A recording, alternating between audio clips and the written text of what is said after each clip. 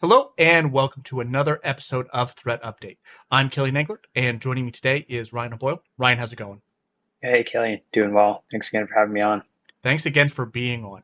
I know that you and I just went through a fairly long, comprehensive series looking at how attackers could potentially target and compromise an admin account of an SSO, use that to move laterally and pivot around the organization, and then search for sensitive data in the places that you'd expect to find it. Your Google Workspace or your Box repositories, the more traditional file stores in the cloud. But Ryan, coming into this episode, I wanted to pose a question to you. What platform have we, you and I, even specifically, but we as kind of a whole industry, been spending a lot of time on over the last year and a half, almost 2 years now?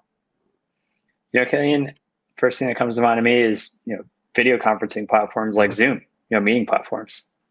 Absolutely. It's like you read my mind on that. But you're absolutely correct.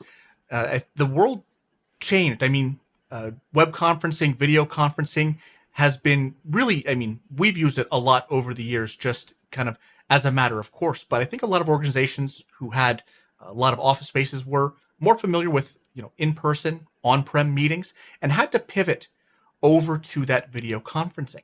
But with that change, I think we have kind of an interesting perspective on managing and securing these types of platforms. Just think about the types of meetings we have. I know you and I spend a lot of time talking on video meetings, but think about our, executives, executives around the world and at different businesses communicating on these platforms. And I think, Ryan, you had a pretty interesting take on securing these platforms. Why would you say that Zoom or, video conferencing collaborative platforms like that are sort of a hidden risk or a hidden target for attackers? Well, we see a lot of organizations spending a lot of their time and effort securing traditional data repositories, Sure. structured databases, unstructured data repositories, files, folders, a lot of data in the classical sense. But we're not really thinking about things like Zoom meetings as data, when in fact, they really are. Think about all the things that happen in a Zoom meeting, especially a meeting with executives, in attendance, or some sort of internal conversation happening, potential intellectual property concerns, or even customer or client conversations where there might be some sort of sensitive information being exchanged as well. A lot of that might be verbal or through video, but transcripts come out of that, recordings come out of that. There's a lot of really sensitive information that gets exchanged in a meeting, and oftentimes we're not really thinking about it in that sense. So we don't always apply the same security controls that we're now very used to thinking about around things like files and folders and databases, but not in the non-traditional data sense. Absolutely. You brought up kind of a really good point. I know, especially us in the security world, we want to try and minimize what we put into email. We hopefully a lot of us know not to put sensitive information in email and send it out because that's a really easy way to intercept. But you might say it on the phone or on a video call, or be a little bit more candid in exchanging information by just the very nature of how we have to live and work right now. Being remote and kind of people being everywhere. And you bring up a really interesting point of that. What are some of the things that maybe some of the gotchas that people could run into configuring these types of collaborative platforms that they might want to consider? Sure. We run into it all the time where organizations, by default, don't necessarily enforce password policies or passcode policies on their meetings. I always like to ask the question, from an audit trail perspective, do we know who attended, the CEO's last meeting? And oftentimes it's really hard to answer that question. And, of course, if there isn't a passcode on that, in theory, it could be anybody. The only people who really know oftentimes are the people that were there in the audience. The other thing that comes to mind to me is recordings. It's so common for us to run into organizations that have publicly accessible recordings by default. So when we make something like a Zoom recording that could save, either to Zoom Cloud or locally, they share that out to an attendee or somebody who couldn't make the meeting. More often than not, that's a publicly accessible link.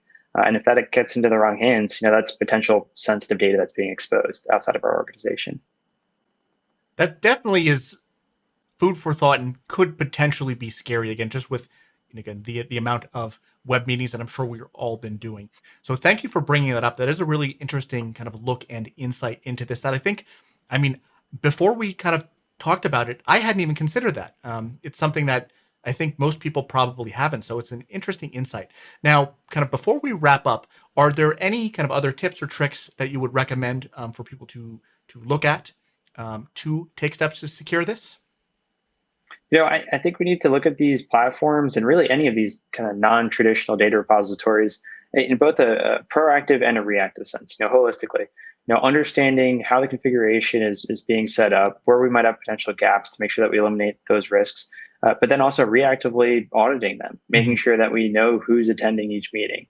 Especially if we have high risk meetings with executives or board members, understanding who the audience is and who attended is really, really important for making sure that this data isn't being leaked out. That's great. That's a really solid recommendation for, again, the IT folks and the security folks who are tasked with securing these communication solutions. So thank you so much for sharing that. That was great insight, Ryan. I really appreciate it. And thank you all, of course, for watching. We definitely appreciate you taking time out to watch this discussion. If you like this type of information, please consider subscribing to the channel. We put a new one of these out every week. Throw us a like and definitely leave us a comment. We definitely read those. We definitely appreciate them. Or if you have a topic or a platform that you're interested in, throw it in the comments. Maybe we'll dive in and talk about it. So, Brian, thank you very much. Thank you all for watching. Look forward to talking to you again soon. Take care. Thanks all.